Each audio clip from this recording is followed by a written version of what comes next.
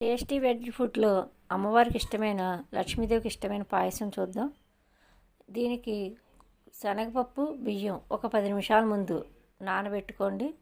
నానబెట్టుకున్న తర్వాత ఒక చిన్న ప్యాకెట్ పాలకి సరిపోయేంత చూపిస్తున్నాను నేను. చిన్న ప్యాకెట్ పాలు తీసుకొని గిన్నెలో పోసుకోండి.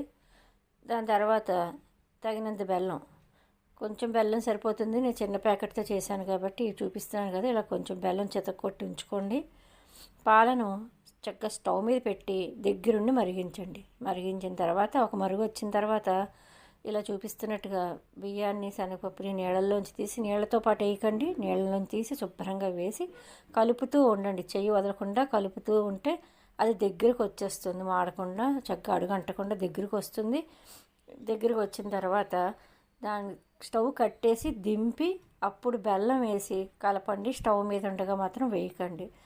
కొంచెం జీడిపప్పు, కొంచెం కిస్మిస్ నేతిలో వేసేసి ఒక యాలక్కాయ కూడా దంచేసి వేస్తే అమ్మవారికి ఇష్టమైన పాయసం రెడీ.